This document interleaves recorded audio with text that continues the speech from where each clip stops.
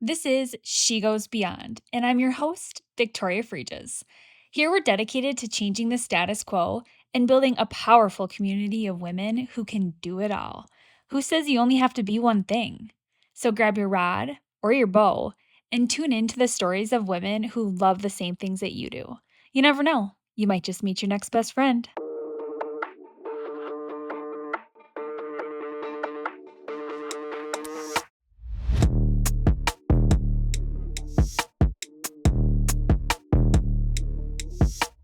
Turkey hunting with a bow.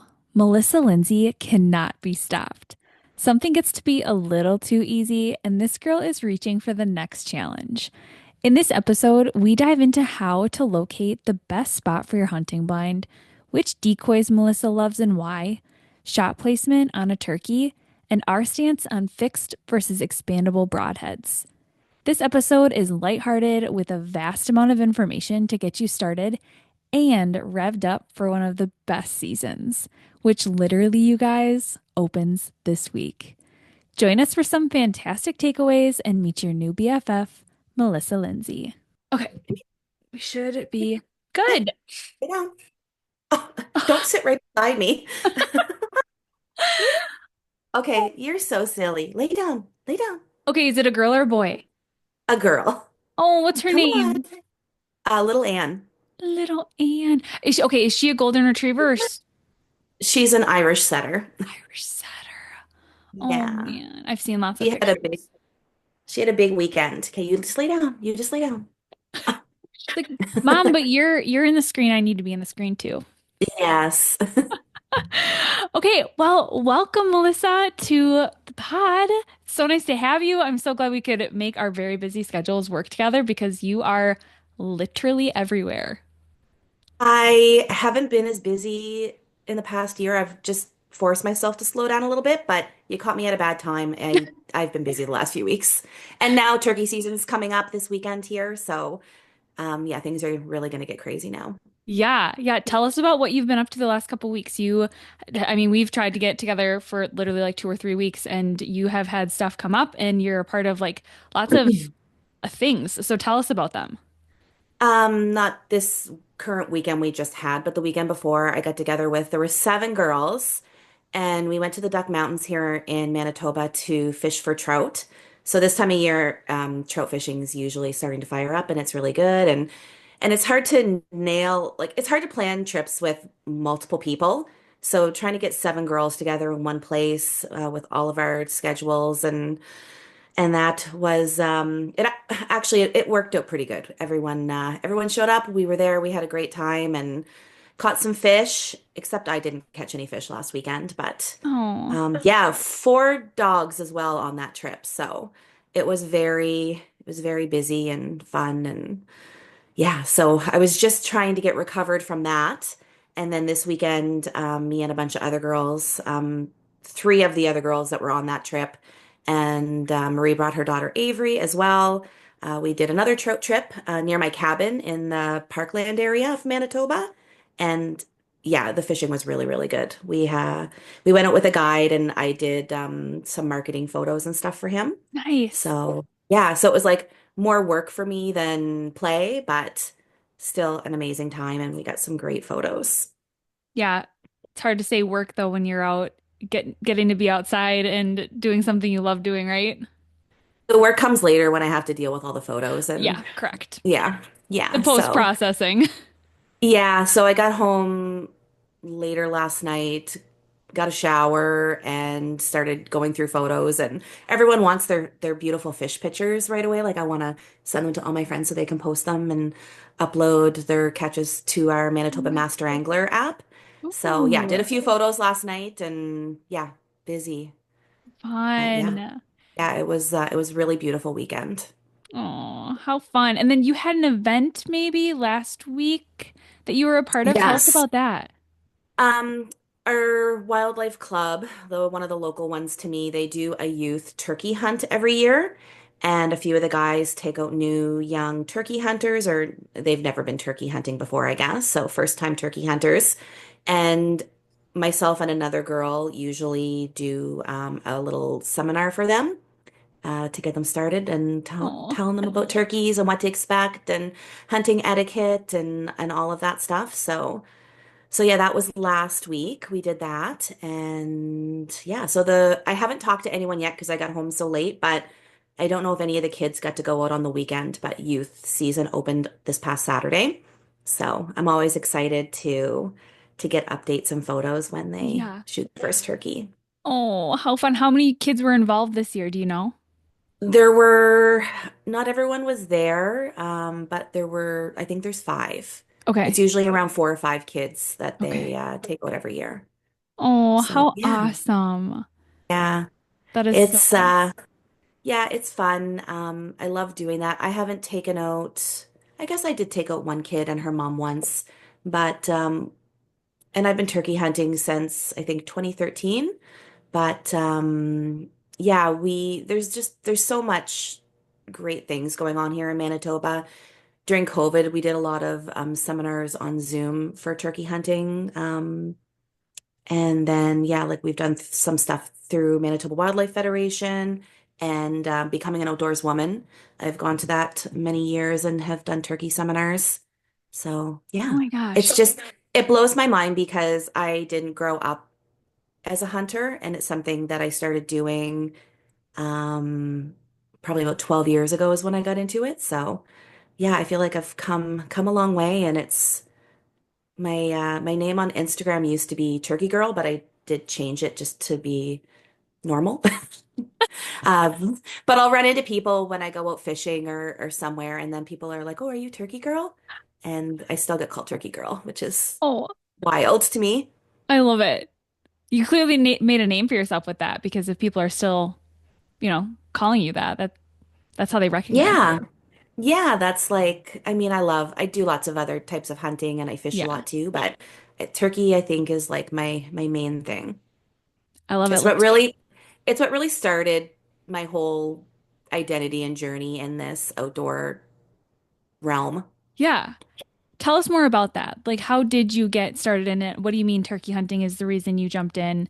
Give us more details. Um, yeah, so I live in Manitoba and I grew up in Nova Scotia and we don't have turkeys there.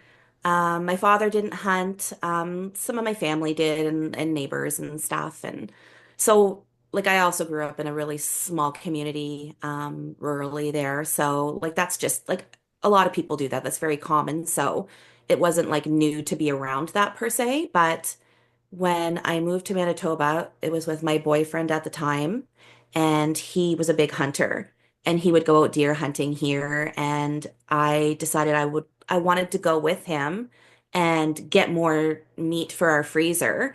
So I did my courses and got a deer tag and didn't shoot a deer that first year, but I was so excited to just keep hunting and learning and being in the woods. And so I started looking into turkey hunting here. Is something that he hadn't even done before because we didn't have them in Nova Scotia. So it was like extremely new to me and him. And he ended up having to go away to work. So he was here for the first weekend we went out together. But then after that, I was on my own and I had like no hunting experience of any kind really. And I got a turkey that first year. I don't know if I would have gotten so hooked on it if I didn't have a successful hunt, but Yeah. it was the second last day of the season and I had hunted I was shy. I hate asking for permission. I still don't love asking for permission to hunt someone's land. But I don't trespass, so I do if I'm on private land. But we have a lot of wildlife management areas and crown land here that's public land. So I just remember hiking in the woods with the dogs in this wildlife management area once and seeing turkeys. So I just went out there and had n no idea what I was doing. Back then, I think there wasn't such an online presence and community when I started out, or I didn't find it at the time. So I was reading magazine articles. I just went and bought the cheapest decoys I could get at Walmart, I think. They were foam decoys. And I would have been shotgun hunting that year when I first started. I just took my husband's duck hunting gun and uh, I will tell everyone that how I learned how to turkey hunt was by doing everything wrong. and learning from that. Um, so when people ask me for tips now, I just say go out to the woods. Like obviously I'll give different tips, but I'm like the turkeys are the best teachers. Um, and I learn something every time I go out, and I literally did everything wrong that first year. Walked right past their roost and set up next to it and thought I could put decoys out and just call them into the decoys. And like turkeys are smart. They Yeah. were not having any of that. And yeah, by that second last day when I finally got a turkey to come in, um, I thought that was the hardest part, like to shoot the turkey, but I've also never butchered an animal or cleaned a bird or anything before. So I brought it home and was by myself, and it was like 9 o'clock at night after I took photos and got home. It was dark, and I went to the garage, and I would come to the house because I didn't have cell service, like internet on my phone. So I'd come in and watch some YouTube videos and then go back out and like do a little bit more, and then I'd come back in and watch more. And that was not a very nice looking turkey that I butchered.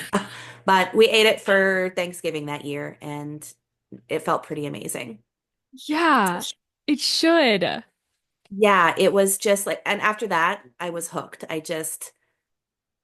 Turkey hunting turned into like my whole identity, I think, at that point, and just like dove right in and spent so much time in the woods.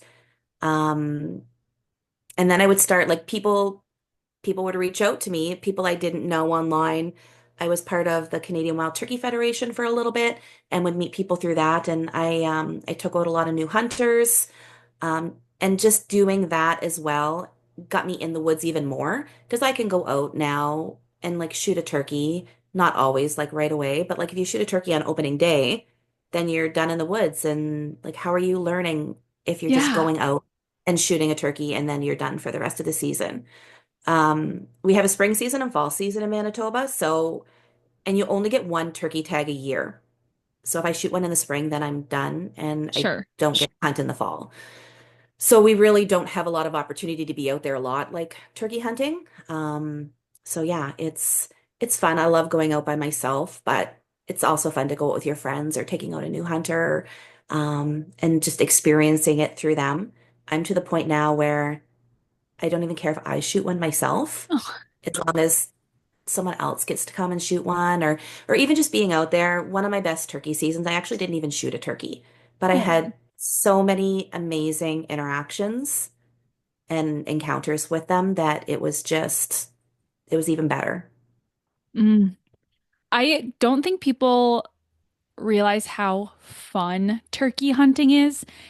Deer season and turkey season, two very different things. Like there is something so fun, and I don't know how we're gonna get into like how you're, prepping for turkey season and whatnot, but when my last turkey season, I actually didn't get a tag last year, and I didn't like try to get like a over-the-counter tag or anything. I just called it a day because the year before I had a really good season. And we did a lot of like spot and stock. Like we'd go sit and like we found multiple spots where turkeys were, and we spent like days finding turkeys. And we had a lot of fun encounters too. It was just a blast. And then finally, when I actually shot my turkey, that was just a huge emotional experience because it was the last day I had to hunt, and it just all panned out really well, and it was super fun to just hear the turkeys just gobbling all morning. But yeah, turkey hunting is just this adrenaline rush, and getting to talk with them with the calls, and there's nothing better than that to me. Like deer season, you're kind of just waiting for them to come in. Yeah, you can maybe get lucky and rattle one in during the rut, but turkey season's so different, and there's just some sort of rush, and I know exactly what you're feeling. Yeah, calling them in and hearing them gobble or like strutting, like you can hear them like spitting and drumming, Mhm. and like that's even almost more exciting to me than hearing a turkey gobble. But yeah, talking to them and having them interact with your decoys or even each other when they come in, like it's just so fascinating to Hmm. watch them. I People say turkeys are dumb or they're ugly, but I think that I mean, is no different than us. Like, there's some really smart people, and then there's maybe not as smart people.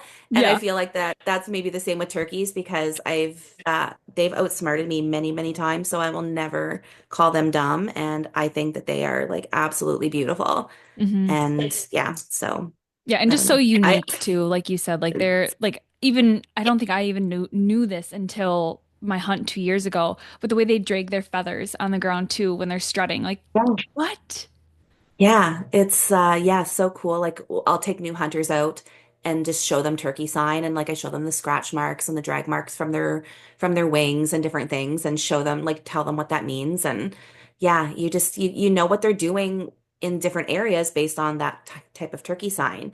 You know where they're roosting, you can tell where they're strutting and yeah, it's very to me almost like I love just being out there and interacting with them, but the scouting is like one of my favorite parts. And then when you scout and you make a plan and then it comes together and you actually get your turkey, that is just the most rewarding thing ever. Like I just feel like I know what I'm doing because Yeah. I think it was maybe, and I've been, like I said, turkey hunting for quite a bit now, but I never would call myself a hunter because I didn't grow up with it and do it as long as like a lot of other people that I knew. And I'm just felt lucky. Like at one point, like I public land hunted quite a bit in the beginning, but then I actually found a really good piece of private land and I felt so spoiled because the turkeys just did what they were supposed to do. They would roost and then come out to the field and feed. And I mean, it didn't always work out. They wouldn't always come in right away, but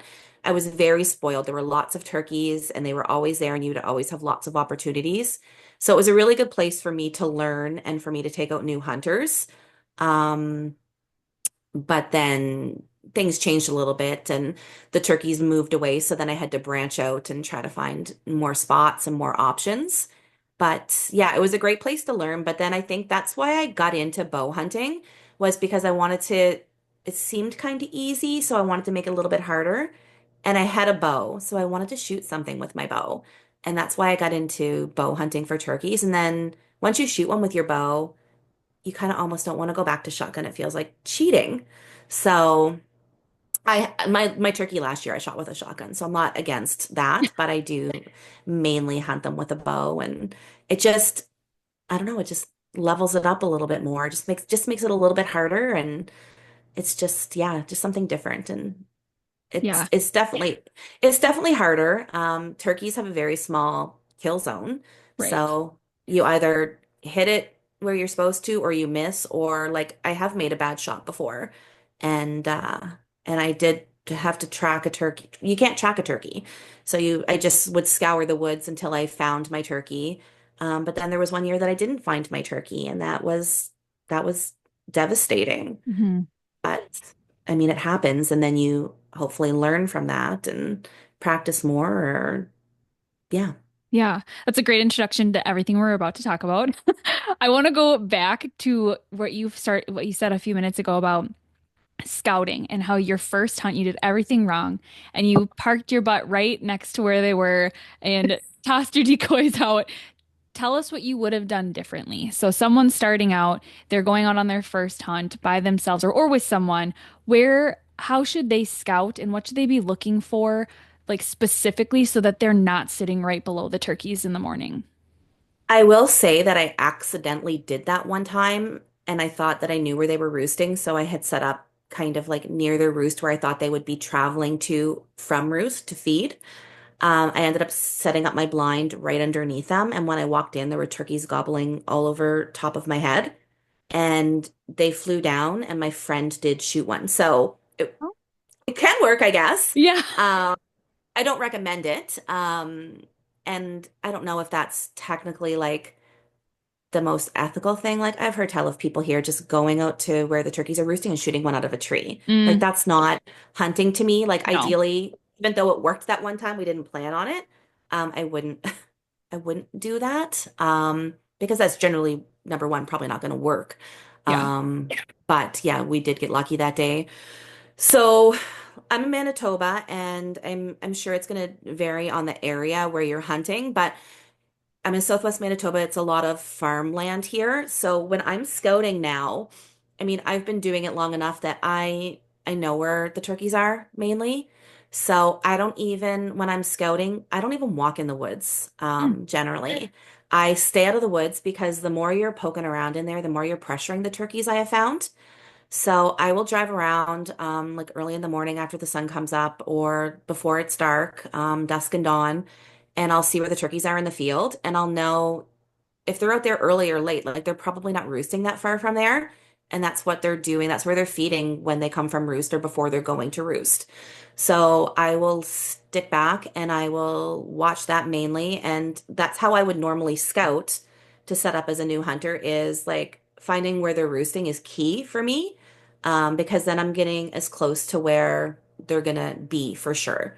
Because a lot of the times the turkeys are gonna roost in the same spot, but I've hunted different properties or public land where they're getting pressured, so they are moving roosts. They're not roosting in the exact same tree, but some of the private land spots that I hunt, they are literally roosting on the exact same branch every single night. Hmm. And you can tell by the giant mounds of turkey poop that are under the tree. Like they sleep there every single night.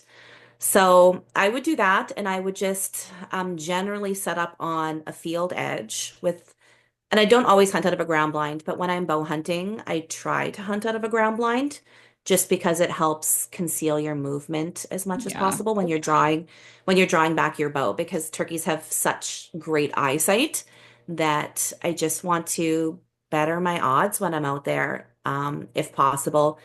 And then we sometimes like to film it and take photos too. So then we can set up camera gear in the blind. Yeah. And then if I am bringing out a new hunter, whether they're shotgun hunting or bow, that's helping conceal them and their excitement and their movements. And um, so yeah, so we do try to hunt out of a ground blind. And yeah, we'll usually just like I usually have them patterned and we just sit and wait. We generally don't do, well, if you're bow hunting, it's quite hard, but we don't spot and stalk.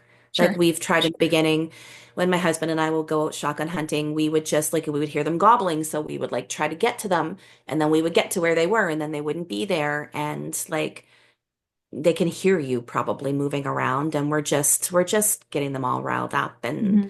then they're not as calm and easy to work, I guess.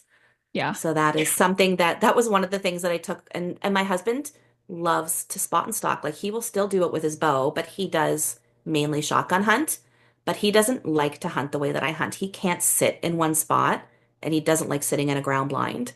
So, I mean, it's definitely not for everyone. Yeah. Um, some people don't even use decoys and think that that's cheating, but I just love that interaction and I like having something for the birds to focus on when I'm getting ready and when I'm drawing back.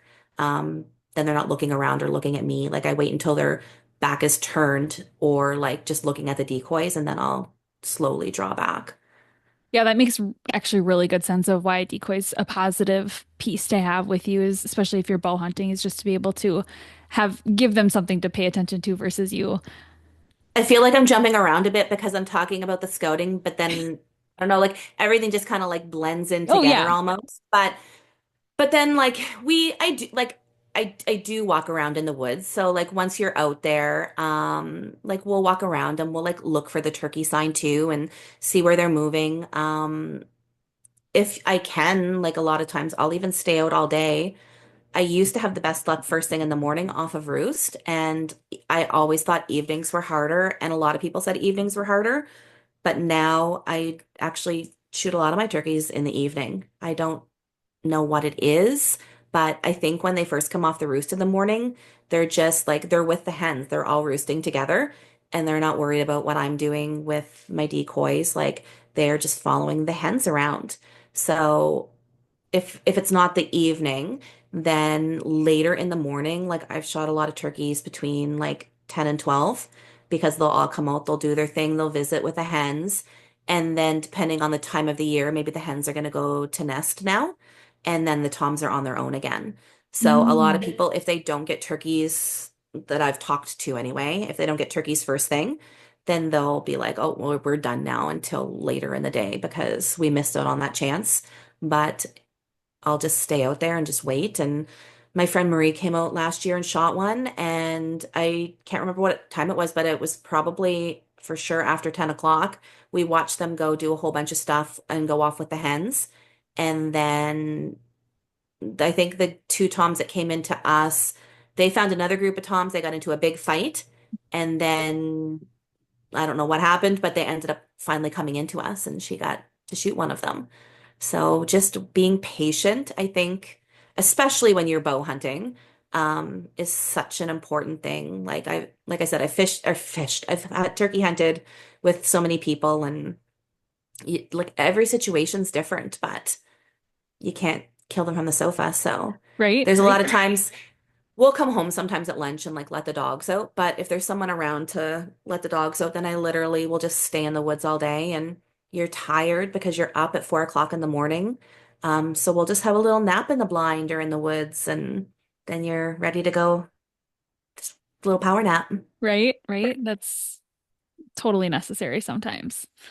Okay, we touched on scouting. We touched on like blind setup and whatnot, decoys. So you used to use cheaper ones. Did you invest in a good decoy? I sure did. And I have noticed a difference because that first decoy I had, that first tom that I shot, he wouldn't come in close to the decoy at Hmm. all. He was very nervous. Like he was interested. But I ranged him. Even though I was shotgun hunting. Oh yeah, okay. I didn't have a rangefinder with me then, but I was curious how far it was. So I went back with a rangefinder later and ranged it. And it was 50 yards. And I normally wouldn't shoot that far, and I wouldn't recommend anyone that I'm taking out to shoot that far with their shotgun. But I did feel confident. I was actually laying on the backside of a little hill, and I had the gun rested on my hunting pack right in front of me. So I was very steady, and I had a red dot sight on the gun. So I took my time and I shot him, and it was a good shot. But yeah, that's the closest I could get them. Like I had that experience. I had other kind of close encounters like that. I just couldn't get them in close enough. They wouldn't come into the decoys. So I did end up investing. I think I got some Avian X ones after that. At that time, we didn't have a lot of options of in places and stores around here to buy good decoys. So I got some Avian X ones, and yeah, then the turkeys actually started coming in close and like actually like beating them up or jumping on them. And then I ended up eventually those ones started to like leak a little bit. So I got some Dave Smith decoys. And I have, because I'm kind of a weird little collector of turkey decoys now, I guess, I have lots of different ones.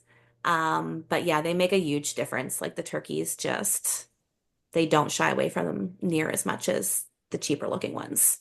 Yeah, I think you were right and hit it head on earlier when you said some people think turkeys are dumb.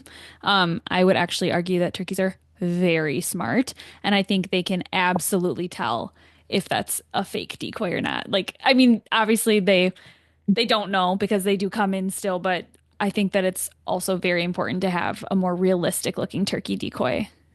Yeah, and I mean, like, I'm not saying that the other stuff's not going to work. I've Right. seen it work for other people. Like, obviously, I got it done with a cheaper one.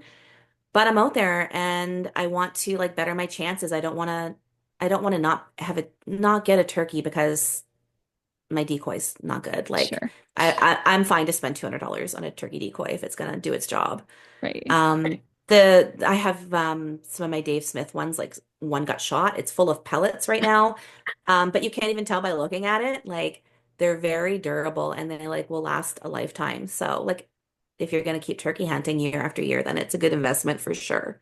Yeah, But absolutely. but but the thing with you just said it made me think of this. 2 years ago when I said I had my best turkey hunt ever and I didn't shoot a turkey, it was Yeah. because I kind of made friends with this one turkey. Like when I first went out there, and it's so wild because it was a public land hunt. I went in there and this turkey comes in like within the first 20 minutes. And he was like a smaller tom, and I'm not generally picky, but if I kind of have some good opportunities and I'll maybe hold out for a certain tom that I've seen around. So I've seen a really big Merriam's that I haven't shot a big Merriam's yet. So I was really waiting for this big guy. Um, Also, we have Easterns and Merriam's here in Manitoba. Okay. So, so yeah, I was waiting for this one Merriam's, and this smaller Eastern Tom came in, and he was just hanging around my decoys, and it was starting to get dark, and I'm like, well, I'm gonna leave. Like, I'm not gonna shoot this guy, but I don't really want to spook him either because someone else might come out. Like, I might bring someone else out, and they can shoot him. But I just got out of my blind, and he looked at me and kind of just like walked away, and I didn't spook him at all. And then when I came back the next morning, he was roosting in a tree right by my ground blind, flew down, came in and visited for a while. And then, like, I was getting so many great photos and videos of this guy. I got out to leave and he wasn't moving. And I sat down right beside him and took pictures of him. Like, I could have touched him almost. So then I would move on this property like a mile or two away. And like 2 days later, he would come find me at this other ground blind I had set up in this other area. And he visited me so many times. And yeah, I think he made it through that spring. Actually, no one shot him, but I didn't see him last year. But yeah, like that's the weird thing. Like turkeys can be so smart, but that guy, I don't feel like he was being very smart. Yeah. Or he just But yeah, he got a good vibe from you and he's like, she's not gonna hurt me. maybe. But I was gonna let my friends shoot him, so I don't know. He shouldn't have trusted me. But it was like it was very, very cool to be able to be that close and Yeah, yeah, get lots of pictures of him. that's awesome. At Hartung Taxidermy, we specialize in preserving memories of the hunt or the catch. Tyler can create lifelike lasting memories that capture the essence of your experiences. What they offer? Custom taxidermy, specializing in turkeys to big game like bear, mountain lions, bobcats, and deer.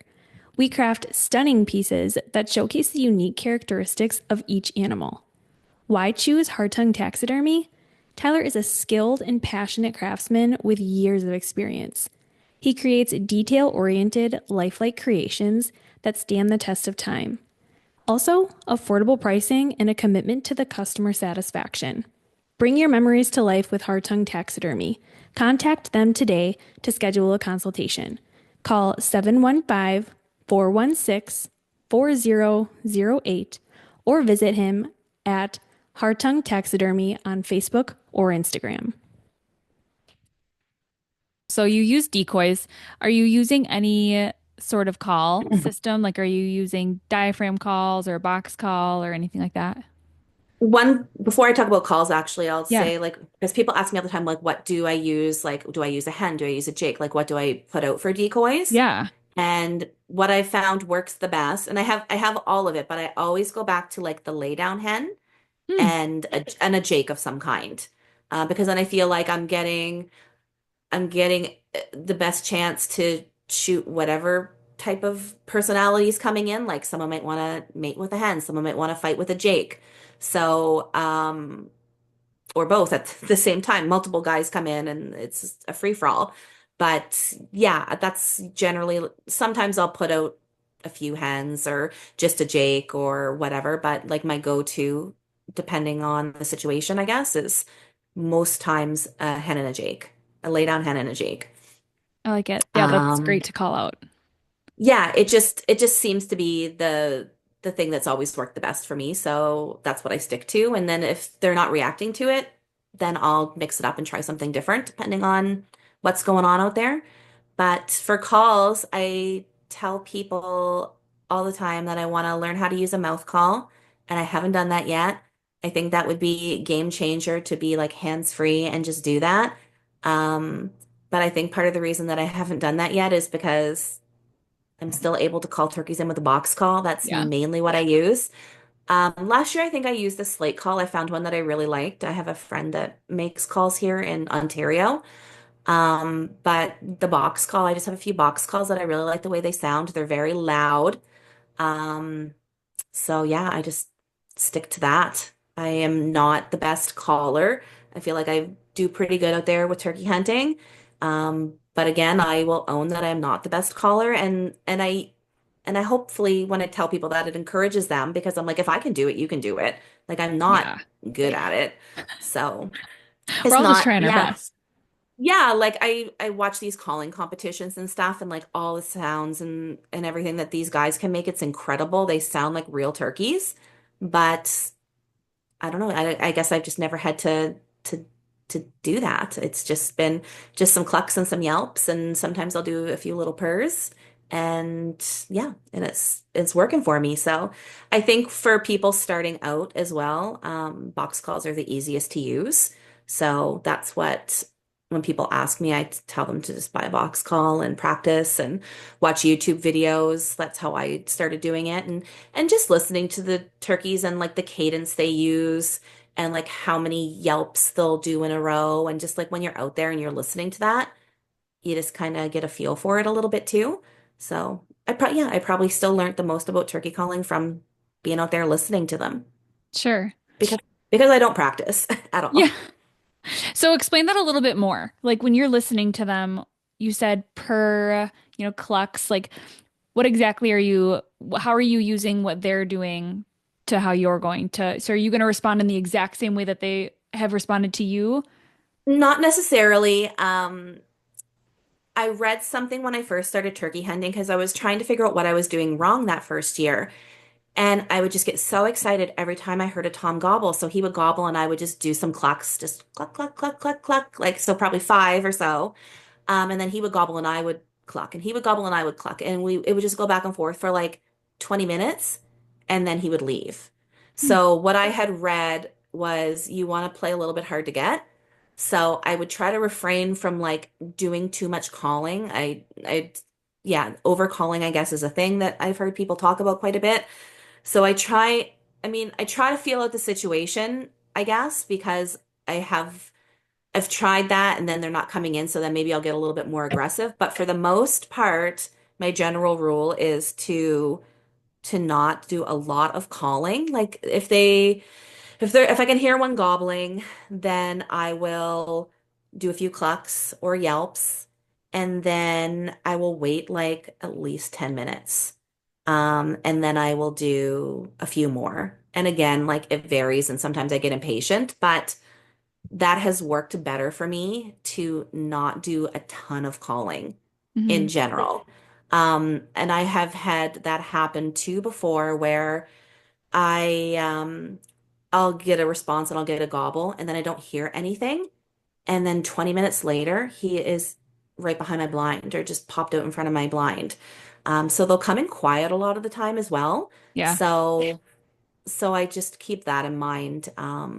If you don't hear them, it doesn't mean they're not there. And I think that that's what deters people a little bit, or they want to move, or they're not as patient and want to wait it out at that spot. Um, so that's one thing that I try to tell people and remind myself, like, no, no, there could be somebody here. They're just not gobbling. Hmm. So, so Yeah. yeah, I just sometimes they're really excited. Like there was one time that these toms came and they completely just skirted us. They wanted nothing to do with the decoys. I would do a little bit of calling, wasn't getting their attention. And then I just started being silly and just doing like a whole bunch of calls and just like being really excited, like lots of clucks and lots of yelps and a few little purrs here and there, which I don't know, probably doesn't even make sense at all. I don't know if I've heard turkeys really even doing that before, but it just got them like interested Hmm. and they ended up coming over. I was just amazed by that. So yeah, I guess if you want to mix it up, then try a few other little things like that. But Sure. I think yeah, I don't know. go ahead. I was gonna say sometimes it's even hard to explain. It's more like a feeling because I feel like every time I go out there, every situation is different. Hmm. But I guess I still have like my general rule where I try not to call too much, but you Yeah. just have to you just have to feel it out.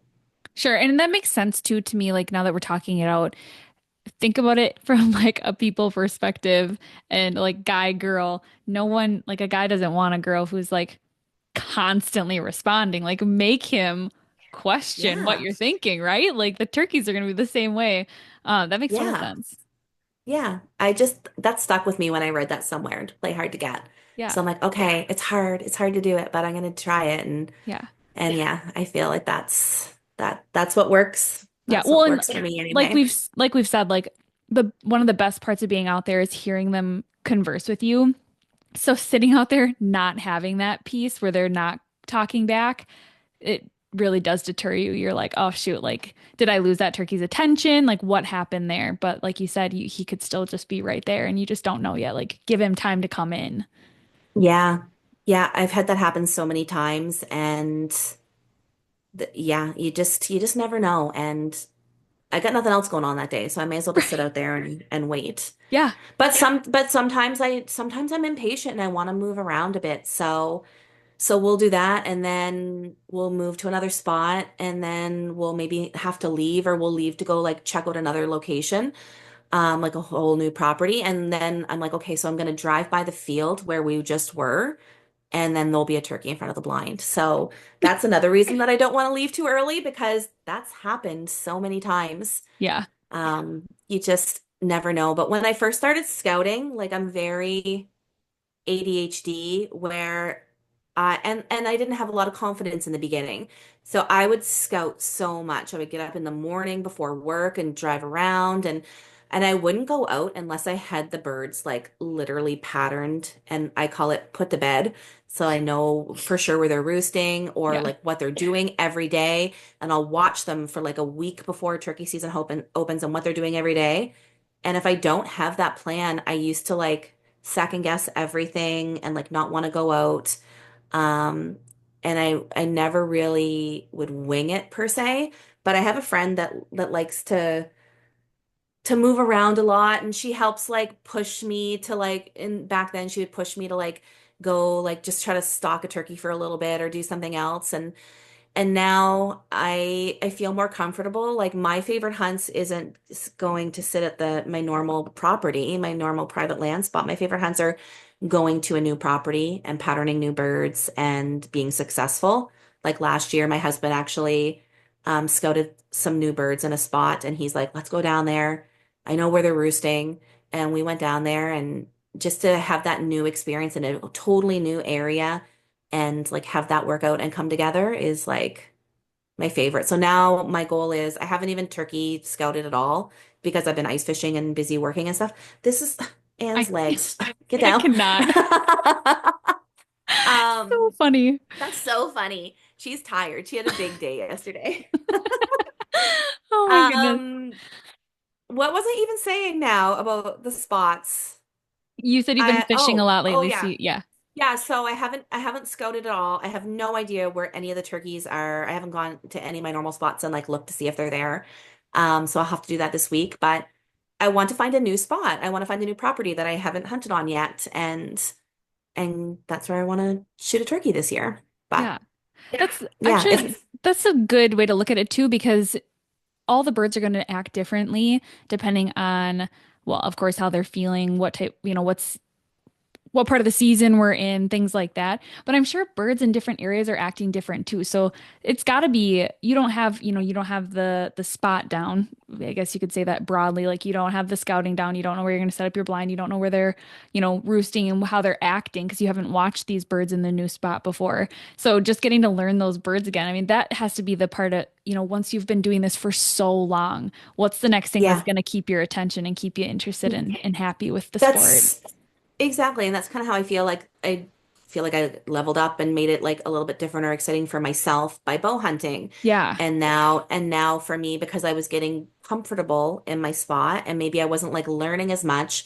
But I think what actually really made me branch out and start like trying to hunt different properties because I was so spoiled with that one property. Like I don't know how many birds we shot off at this property, but the landowner's dog passed away and they got a new dog and they chased off all the turkeys. Mm, So I didn't have as many good turkey opportunities there as I did before. And the farm next door didn't have a lot of hunting activity, but then a lot of people started hunting there as well. And it's the same birds that are coming back and forth. So they were very pressured. And then they were pressured from other hunters. They were pressured from dogs. You never know about like I've had other properties where like an owl moves in and kills a bunch of turkeys, or there's foxes or coyotes. So that's like pushing them out or making them more nervous and harder to hunt. So yeah, I like to try to get on like fresh birds that aren't super pressured as much as possible. But like you never know. You don't really always know what's going on in any of these spots yeah. unless you see it. But so yeah, like there's just so many different factors that go into that. And since I love scouting, since that's one of my favorite things, then it's yeah, I like going out and trying to find some new birds and making a new plan for a new spot. Yeah. Yeah, that's very fun. Yesterday I went out and I got a Minnesota tag randomly yesterday. I'm like, I'm just gonna see if there's any Minnesota tags like left. I don't know if like they sell out or what. I typically hunt in Wisconsin. So I was like I called the DNR website. I like went on there and called the number and I'm like, "Are there Minnesota tags available?" And she's like, "Yeah." And I said, "Okay, I'll be using archery. I'll be using my bow." And she's like, "Oh, perfect. You can hunt all season with the bow." And I'm like, "Oh, well, that's totally different than Wisconsin. Like I thought you had to shoot only like, you only get a week." So I went and scouted kind of this farm that someone's gonna let me hunt on, but they just started plowing the fields. So now I'm really worried that that may have pushed them out of that area. So we'll see. You never know. It No. may or it may not. But yeah, Yeah. we've run into that too with there's one day we were gonna go out hunting and the farmer was cutting the field and I'm just Mm, like, dang it. darn it, I don't have anywhere else to go. Like that was back in the day when that was like my only turkey hunting spot. Yeah. So we just didn't hunt. So it's nice to have options for sure. Yeah, for sure. Okay, well, let's get into the bow talk. That's my jam. I love bow hunting. I've only ever done it with deer. So I'm very excited to hear. Well, actually, that's a lie. I did try to shoot my first bear with a bow, but it didn't work out. So I ended up using a rifle. But anyways, I want to know well, maybe you kind of already answered that. You decided to level up, so you started using your bow. What drew you to it? Just because you had the bow and you're like, I need a new challenge, or Yeah, just because I had the bow and I mean, I was still pretty new to hunting, and I hadn't shot anything with my bow. I just got the bow the year before, but it was more so for me, like I really liked the bow, and I wanted to shoot something with the bow, and now I had this great property with like lots of options and good birds, so I felt like I could probably do it here on this property. So I'm gonna do it because I want to shoot something with my bow. At that point, it wasn't about leveling up at all. People thought I was crazy probably for trying to go out and shoot a turkey with my bow. But yeah, the first turkey that I shot with my bow was the one that, and it's hard because it's not like a deer that just come in and then you can make a little noise and stop them and you shoot them broadside. Like the turkeys, like when my first bow turkey, three toms came in and they were just running around the decoys like crazy and they weren't staying still. And I had videotaped it and I showed it back to my husband later. He's like, "Why aren't you shooting?" I'm like, "Because I can't get a shot." Like why do you shoot them? They're I was moving. just trying to find a turkey that would stay still long enough Yeah. for me to like make a shot on it because they're just like generally not that still for you. So yeah, so it was tough and I did make a shot and that's the one that I actually didn't make a great shot and then I didn't know what to do and I was devastated. Like it just ran off into the woods and I couldn't blood trail it because I don't know. I'm sure most people know that like there's not really a blood trail with turkeys. Like they're very tough and then like they have all these feathers that will soak up the blood. So you're maybe gonna find a few drops of blood or maybe some like feathers if or like if they're struggling, you'll maybe see like some tracks or something like that. But I really just blindly gridded and walked around that whole woods and did finally find him. So turkeys are going to try to find a place to like hunker down and like relax or like die if they're like injured. And he kind of crawled under some like sticks and stuff. So he was very hard to see. So Yeah. when I'm out scouring, that's kind of like what I'm looking for too, is to see if there's anywhere like a turkey could kind of like maybe tuck in and like hunker down if he's not feeling well. But yeah, so I got lucky. I just searched and searched until I found him. But That's a sickening feeling. it was an awful feeling. Yeah. But I mean, that's gonna happen if you're bow hunting, I feel like. You have to be prepared for that. It's not like when you're shotgun hunting and it's generally just gonna like just drop right there. Right. The turkeys. We've had a few drop. But even if we've like I've made good shots before and they still run off. They still run for a bit before they can you just lay down. Um, so yeah, like we've gotten lucky where they drop right there, but I had a friend shoot one and it flew across the field. Like it still flew. And then we had to go and recover it. So like they're very tough. Yeah. But Sure. yeah, So, it's do you know how heavy your jaw weight is? When I started out, I didn't bump it down. I think it was at 52, which you don't need. Um, and I'm sure different states have different rules as well. I can't remember offhand what it is here, but I think you have to have it set at least 35 or 40 maybe to like legally hunt. Mhm. So, yeah, when I started out, I was like shooting all the time and I just kept it at like what I had it set up for deer. But I think I ended up bumping it down to 45 maybe is what I'm shooting now. I haven't adjusted it in a long time. So yeah, and I have, when I first started turkey hunting for broadheads, I used to use the expandable ones. That's what was recommended to me. But I did have a situation happen where it didn't expand, Mhm. and that made me nervous. So now I stick to fixed blade broadheads. And I don't use anything fancy for turkey. I use exactly what I use for deer. I have a G5, I Montec? don't know what it is. Yeah, Montauk. Yeah. That's what Yeah. I used. Yeah. Yeah, so that's what I use for turkeys as well. Like some people use the guillotine ones and like do headshots, and that's just not something I want to do. Like I like nice pictures also, and Yeah. I just don't. It's so weird because I will shoot the turkey and take it home and eat it, but I just don't really want to like shoot its head off. So Yeah. that's just my personal preference.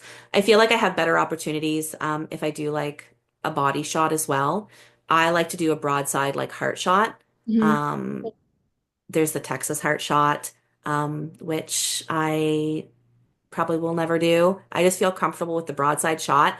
I don't want to shoot it in the chest facing me either because I don't want to mess up its beard. Yeah. So yeah, I'm just a broadside shot. Yeah. And how I picture it in my head is I'll run up from its leg and in to the top of that brown part on its wing cap, and that's what I'm aiming for. All right. Yeah. You sit down. You want to be on the video? Sit Yeah. down. Okay, Oh, thanks. pretty. Yeah. I agree. That's kind of what I've heard too, is even just a little bit like where the wing meets the body is what I've heard Yeah. too. Uh, Yeah, it's that brown cap, I guess, that shiny kind of yeah. caramely color. Yeah. Yeah, that makes total sense. Yeah. Um, okay, how close do you try to be? Like what's the furthest you've ever had to shoot your bow with the turkey? 20 yards. That's all I do. Okay. Actually I did take a shot at one that was 30 yards and I totally missed once. But that was when I was trying to double up with my friend April.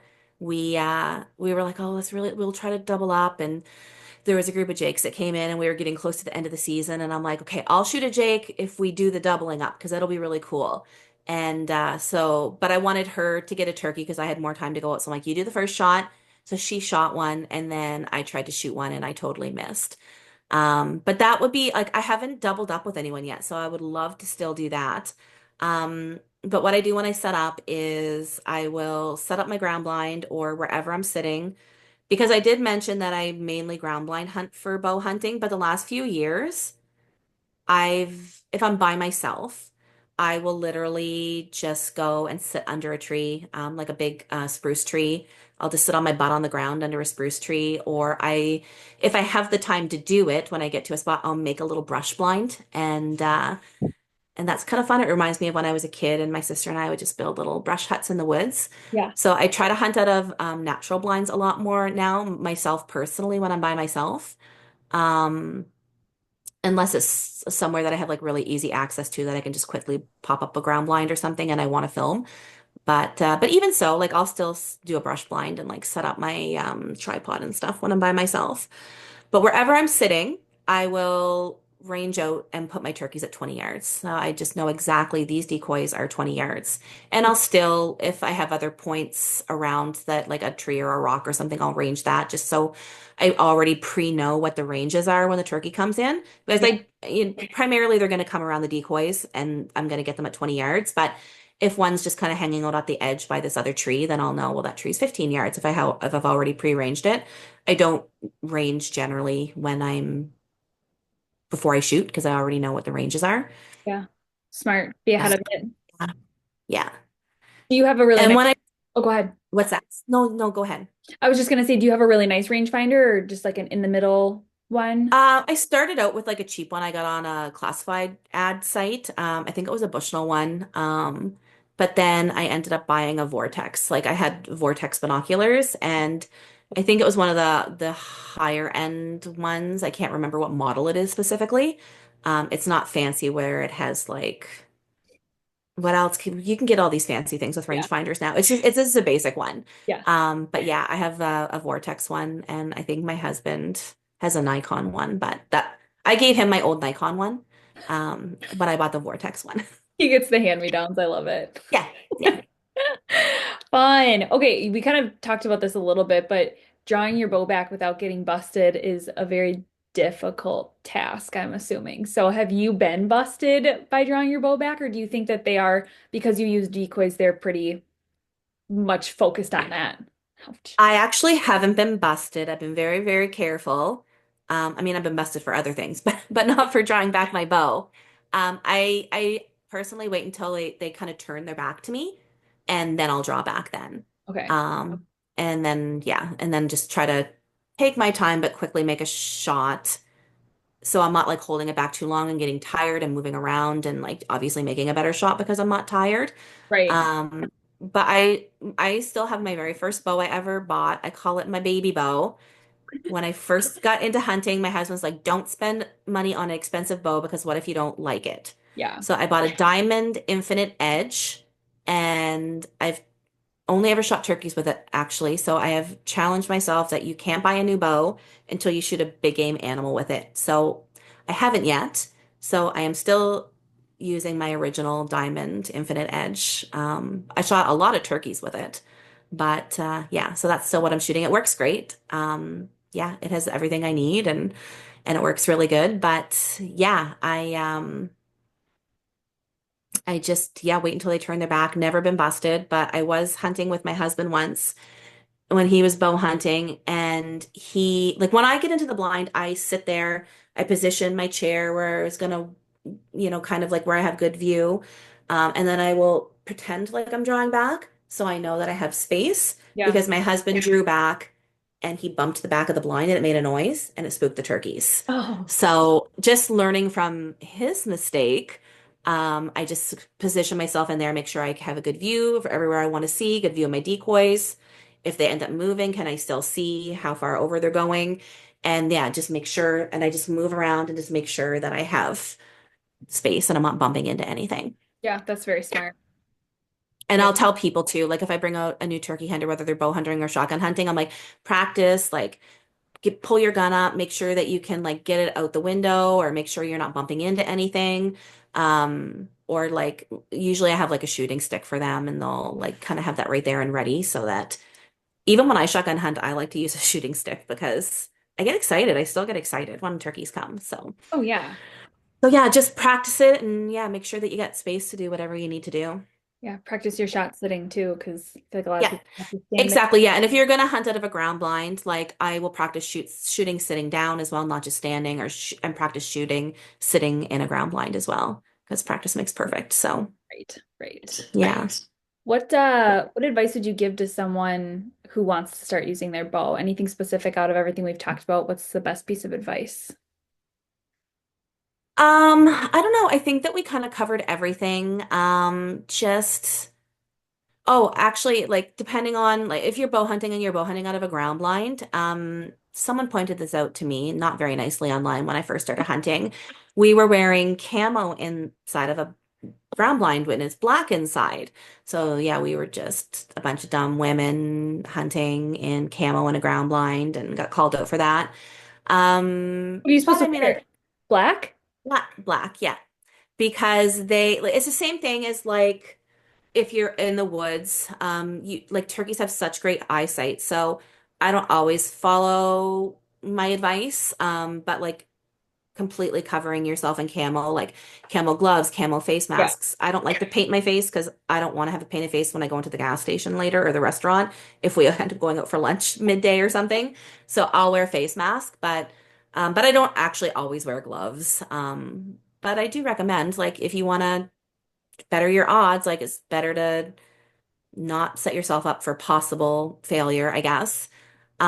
But yeah, if you're hunting out of a ground blind, it is better to wear black because you're still like a different color moving around. Like you'll still stand out in the ground blind if you're wearing camo.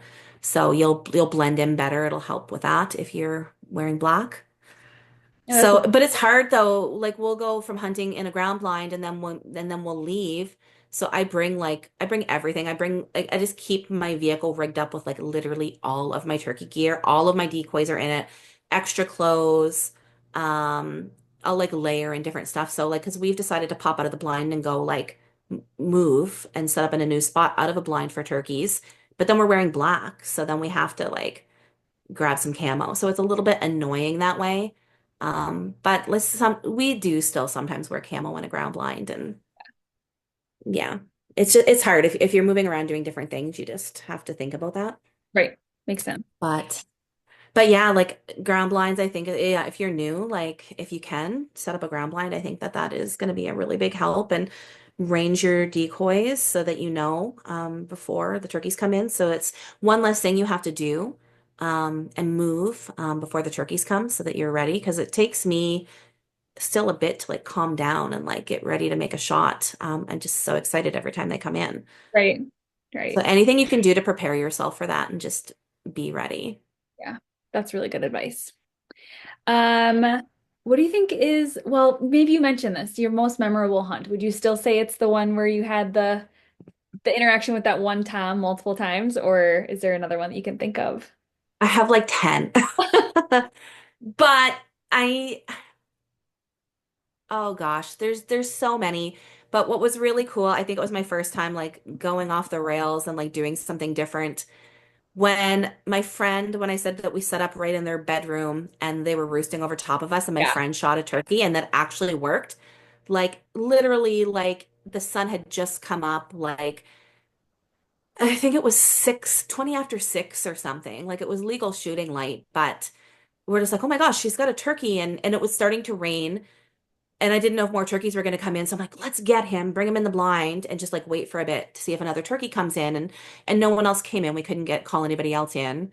So I said, okay, we'll take him home and we'll clean him, but we'll do a nature loop on the way home and take some back roads. And we were looking for a grouse lek because the sharp-tailed grouse are like dancing, and we were trying to find a new one to record. So we were looking at this wildlife management area, a different one, and we seen some toms in a field that was private land but it was up against this wildlife management area. They were probably like 2 miles away from this wildlife management area. So we went down there. We were going to look for grouse and we were going to eat our lunch before we headed home. And she's like, we should try to call those turkeys in. And I'm like, no, no, no, no. I'm not prepared for that. We don't have a ground blind set up. And I'm wearing black. And no, no, that's not part of my plan. Like I always was very specific and organized. And I didn't like to like try to do anything different because I didn't have the confidence. So she's like, yeah, let's go do it. I'm like, okay, okay, I'm going to change my clothes. We'll do it. So we like parked and we tucked the vehicle away. We snuck through the woods and we just sat like we were in the wide open. Like there was nothing covering us at all. I just sat on my butt up against this tiny little tree and there's a little bit of grass in front of me.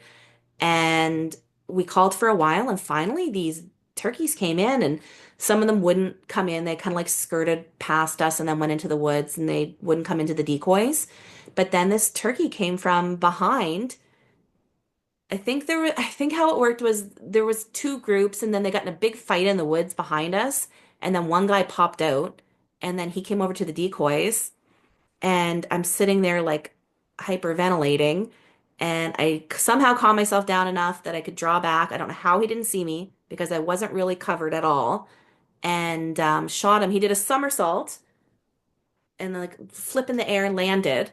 And we just couldn't believe that happened. So it wasn't like a true double, but we both got our turkeys before lunch, basically. And yeah, had this really just random hunt I had no intentions of that actually working. It was just Right. something to do, just something to try. And yeah, like I think that's what started building my confidence a little bit that you can just kind of go outside the box and like try different stuff and it's going to work out. It could work. It might work out. Right. Yeah, So, just yeah. try. And there's always, Yeah. So, I don't know, there's always next season too, right? Like, yeah.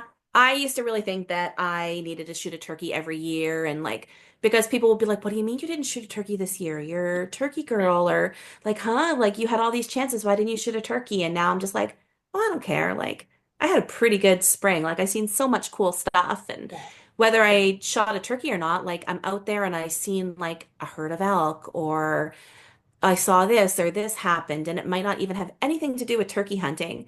It just has to do with my time out there or just a nice quiet break for myself or time spent with friends or a new hunter getting their first turkey. Like there's just so many amazing things if you just go out to the woods and Hmm. yeah, I love it.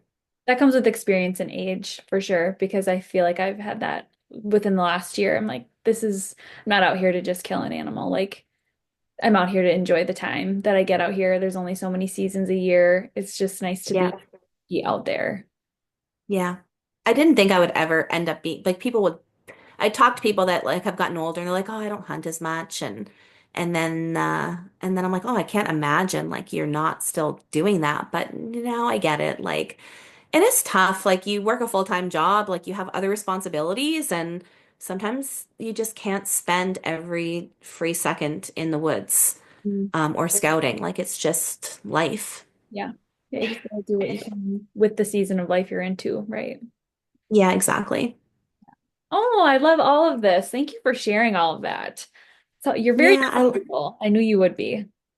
I feel like I just talk in circles and ramble a lot, but I get really excited about it and yeah, I don't know what I would do if I didn't have that like it kind of like opened up the floodgates for me that first turkey and then I'm just like, well now turkey season's over, what am I going to do? I want that same feeling. And but so you look in it look for it in other things like other hunts or fishing or adventures and yeah, it's all sort of connected and Oh, for sure. just yeah, like turkeys will always have my heart, but yeah, they really like catapulted me into this whole lifestyle and I love that. Yeah.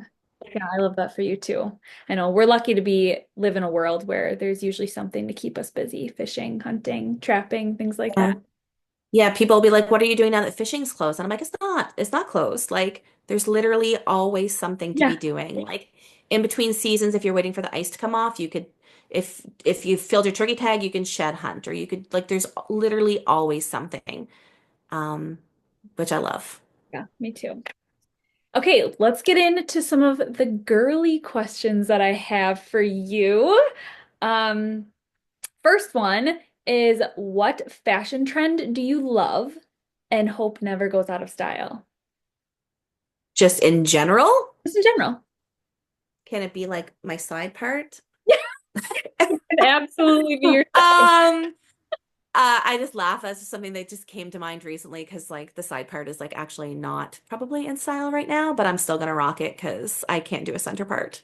That is hilarious that you even bring that up, because I've looked recently at pictures. I keep hitting my hand on this desk. I was looking at pictures recently and I'm like, oh, I used to love the side part, but I feel like once you go middle, like you can't go back. Like my hair won't go to the side anymore. I think that yours looks amazing, but I've tried the center part and I don't know if it's my face shape or my hair or what it is, but it just I can't do it. Oh, that's a great answer to that question.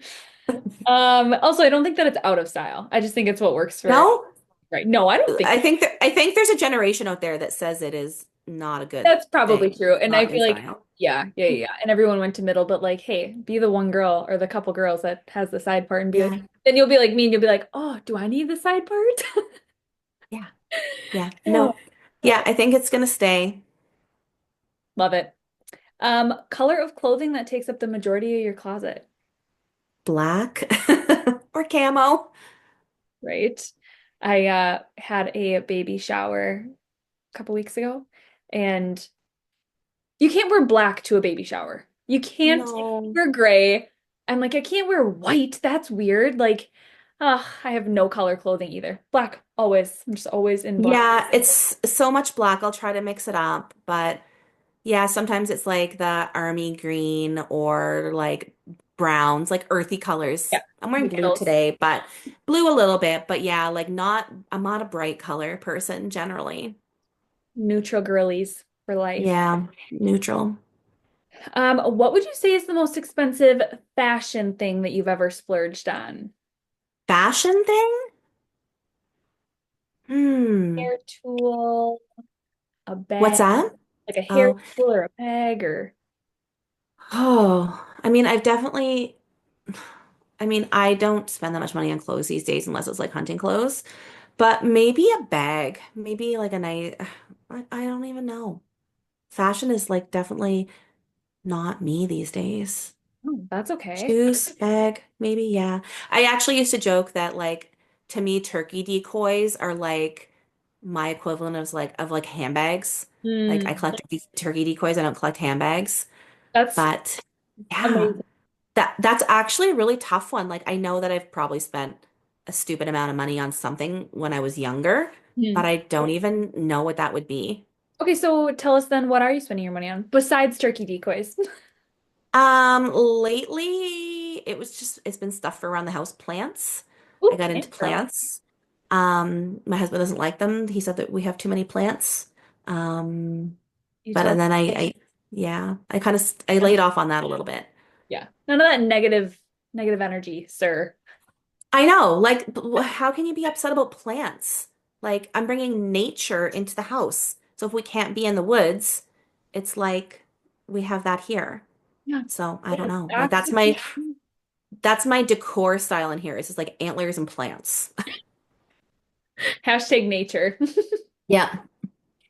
I love it. Okay, that's literally all the questions I have for you. I'm so thankful that we took the time to do this. I'm so glad that you could find time in your busy schedule. You're amazing. You're doing so many great things. You just taught us a whole, at least an hour worth of information on turkey hunting, and I'm sure everyone will be super appreciative of that. I learned some things. I know other people will learn. Yeah, oh, totally. So yeah, I appreciate you so much. Thank you for your time and Thank you. uh, Yeah, it was a lot of fun. You're very easy to talk to, and yeah, it's pumping me up now because my turkey season starts Saturday, and I feel like okay, I've talked about all the stuff that makes me really excited. Now I have to go find some so I can go hunting this weekend.